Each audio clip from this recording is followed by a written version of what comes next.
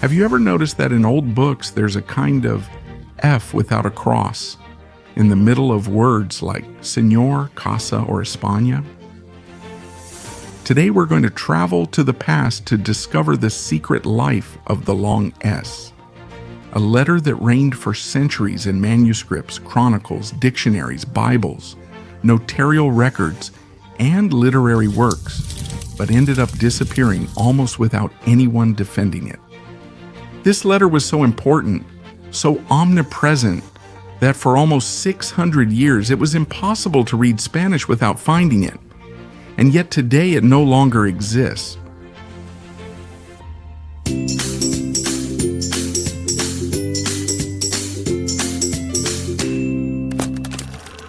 To understand why this letter existed, we need to travel back to medieval writing. In late cursive Latin and in the earliest Romance scripts, scribes began to stylize the S to write faster in cursive manuscripts.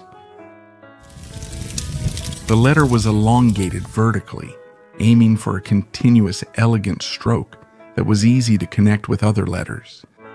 That's how the long S was born, as a variant of the regular S that you know, and it also served to separate visually. The final S, which remained more rounded than the initial and medial S, was where it started to be used. However, the long S was not exclusive to Spanish.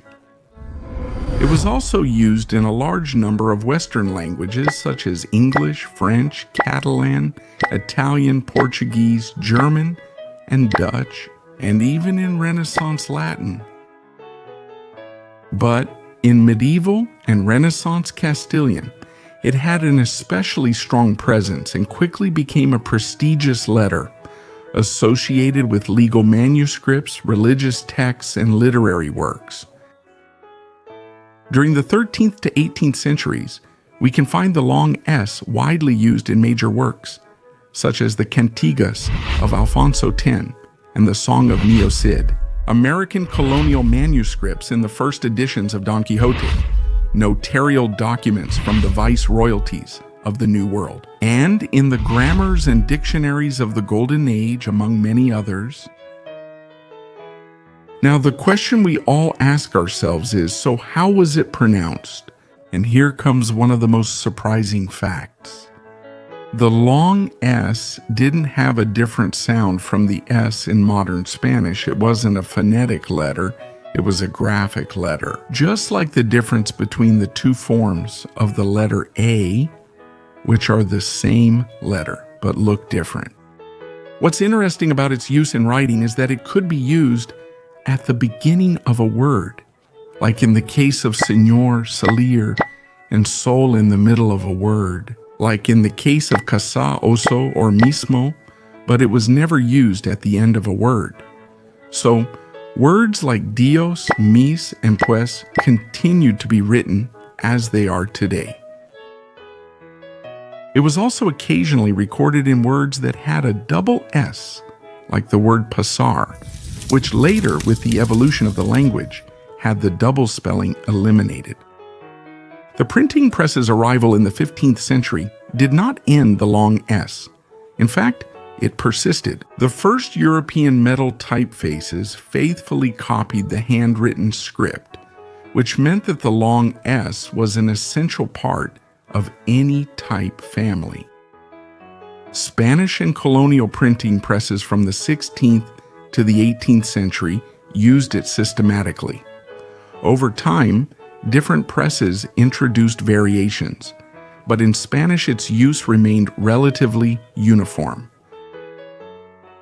As a clear and compelling example, let's mention one of the first editions of Don Quixote, where you can see the extensive use of the long S in words such as ingenious, composed, gentleman, present, among others.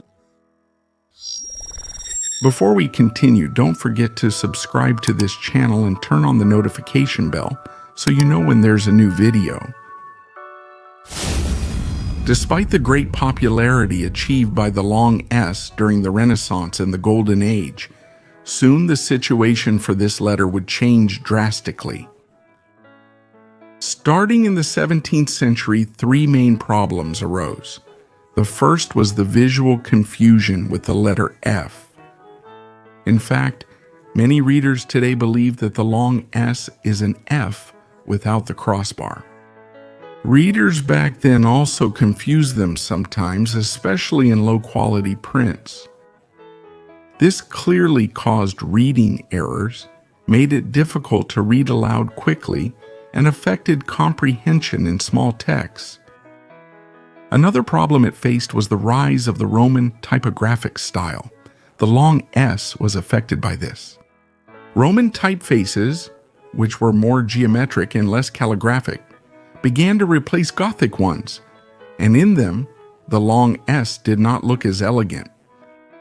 And finally, to top it all off, during the 17th and 18th centuries, movements began to reduce the complexity of European alphabets, seeking orthographic simplification. And for this, Latin abbreviations were eliminated, calligraphic forms were simplified, and it was proposed to unify letter variants, thus sealing the fate. For the long S, since it was a perfect candidate to be eliminated because it didn't represent long, it needed a distinct sound. Between the years 1763 and 1800, there was a rapid decline in the use of this letter. This was largely due to the fact that the Royal Spanish Academy, founded in 1713, promoted a clearer and more uniform spelling.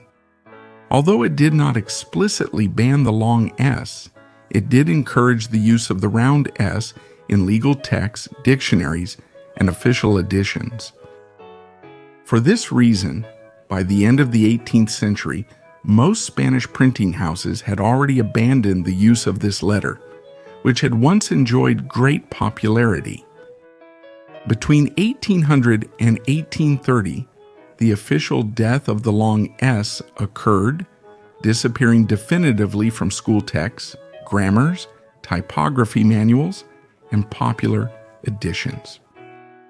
Modern printing, which adopted more industrial standards, stopped manufacturing matrices with this letter. American Spanish abandoned its use even before some European regions did. The last recorded appearances were Spanish texts printed between 1820 and 1830 outdated colonial editions and very formal ecclesiastical documents. Afterwards, it simply ceased to exist. When asked whether it was really worth eliminating this letter, linguists, typographers, and readers are divided in their opinions about the advantages of having removed it. They argue that it adds visual simplification, less typographical confusion, greater reading speed, modern alphabet consistency, and ease in teaching. On the other hand, those who nostalgically cling to its defense argue that a beautiful aesthetic element was lost, breaking a centuries-old writing tradition.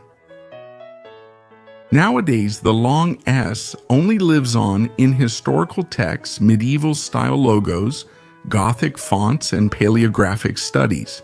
But it is no longer part of our spelling. Long live the letter that once accompanied kings, monks, poets, navigators, and chroniclers who described the Hispanic world and decorated the first novels, the first dictionaries, the first letters that crossed the ocean. An elegant, subtle, and almost dancing letter that gave rhythm to words and harmony to texts. It had already disappeared silently, without wars, without protests, simply disappeared.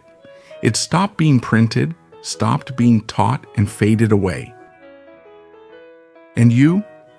Do you agree with its disappearance, or are you one of those who still dreams of seeing it again in the impressions of the technological world we face today? Tell us your opinion in the comment box. And that's all for today.